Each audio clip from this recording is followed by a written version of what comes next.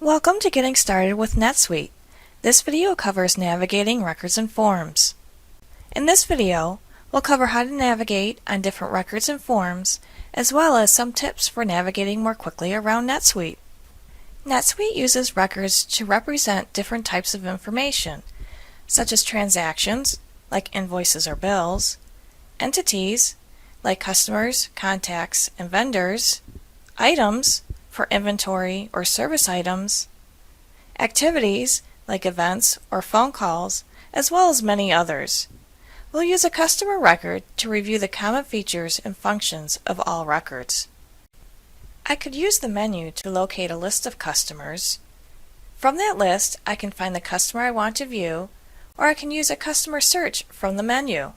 But these are not the quickest ways to find a particular customer record. The quickest way to find a certain record is to use the global search field or the recent records list if you know you have worked with that record recently. I'm going to quickly find the customer record entry. Once I've found the record, I have the option to view it, edit it, or go directly to the customer dashboard. Let's just view the record for now. In view mode, you can see that a record has a name identifying what kind of record it is at the top of the page, as well as the name or number of that particular record. Starting at the top of the page and to the right, you'll notice the cross-links, and these can change depending on the record type. In this example, I can go to the previous customer or the next customer using the right and left arrows. I have a list link that will bring me to a list of the same type of records, and in this case, customer, or I can select a search link that will bring me to a search on this type of record as well. Customer records specifically have a link to view the customer dashboard. I can click the link located in the crosslinks, or I can click the dashboard icon next to the name. This allows you to see KPIs and other metrics pertinent to that customer. Click the View button in the customer portlet to return to the record view, or the Edit button to enter the edit mode for this customer record. Returning to the view mode on the customer record, you see that the record is divided into different areas. The area at the top of the record is the main area. You can see that it is grouped into categories. You have the primary information section that displays essential information.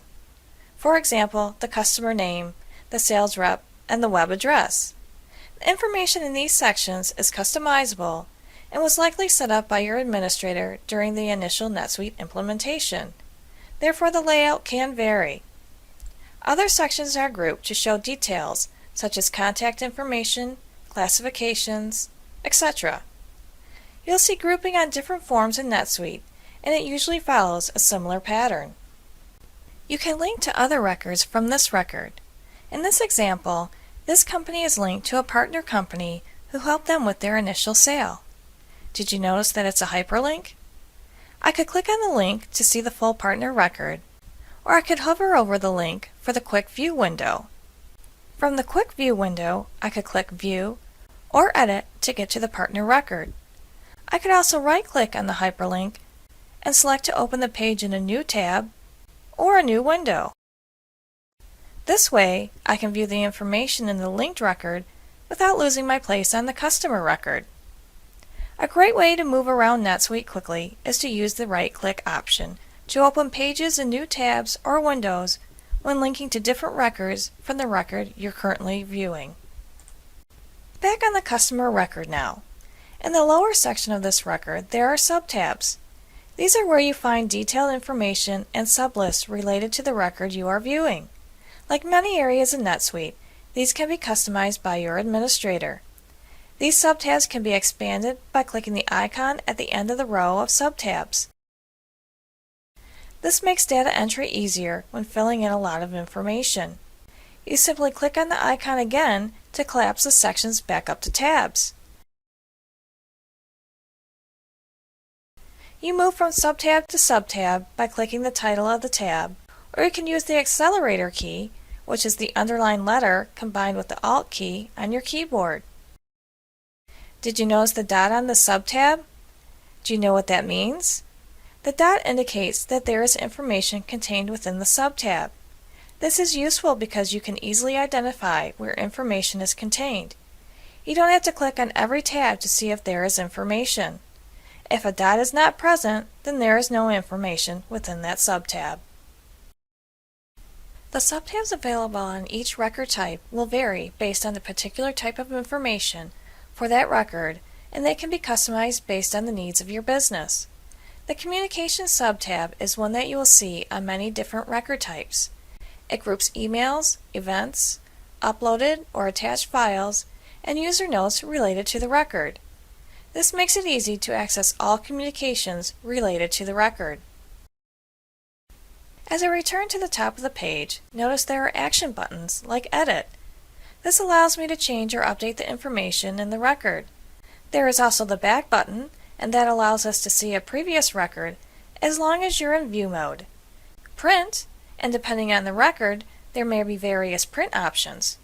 We also have the Create New icon with a drop-down menu allowing you to create any new related record quickly. At the bottom of the menu is a Personalize option, similar to the Create New menu in the global header. So you can tailor the Create New menu to your preferences for this record type. You also have a More Actions menu. Hover over the menu to access additional options. These options may change when you are in edit mode, so let's give that a try. We are in edit mode now, and you can see the different types of fields more clearly. You have text fields that you can type into, drop-down fields that let you choose options, date fields, radio buttons, check boxes, etc. Some fields have search functionality within them with type ahead recognition. Let's say I want to complete the parent company field for this customer. As I type, notice that it is searching for and presenting me with options that match what I'm typing. Also note that the action buttons at the top and bottom of the page have changed when you are in edit mode. Even the More Actions drop-down menu has changed. Here's another tip. Whether you are in edit or view mode, if you click the field label, a pop-up window displays with field level help. This is helpful when you don't know what a field does or what information you need to put into that field. When you are done editing a record, you should click the Save button. Notice that the Save button has a drop-down menu. This means that you can choose different actions. Save As saves your changes as a new record with a different name. Save Anew saves your changes and creates a new record of the same type. Save and Next saves your changes and takes you to the next record in the list. Note that the Save button will always show you the last save option that you chose. We call that ability to remember your last choice a sticky setting in NetSuite, and you'll see it used throughout the application. Back on the home dashboard, here are some tips for quicker navigation. Remember to use your recent records to quickly access a record you've been working with. Remember that you can also access all recent records, and items in this list can be viewed or edited. Use your shortcuts to access a record, search, or report that you work with frequently. Remember to use the global search to pinpoint a specific page, such as a record, search, item, or almost anything in NetSuite. If you use the first few letters of the record type in the search field, say CUS for customer, and a colon and the word you are searching for, you can narrow down the results to just the record type. Remember to use the links in the portlets. Let's say the KPIs to link to the information that feeds the link. KPIs link to reports and searches. The calendar can show your daily, weekly, monthly, or agenda activities. And finally, remember to set up and use your reminders so that you have links to specific records that require action. This concludes the Getting Started video for navigating records and forms. We covered how to navigate on different record forms and some tips for navigating more quickly around NetSuite. Thank you for completing the Getting Started video for navigating records and forms.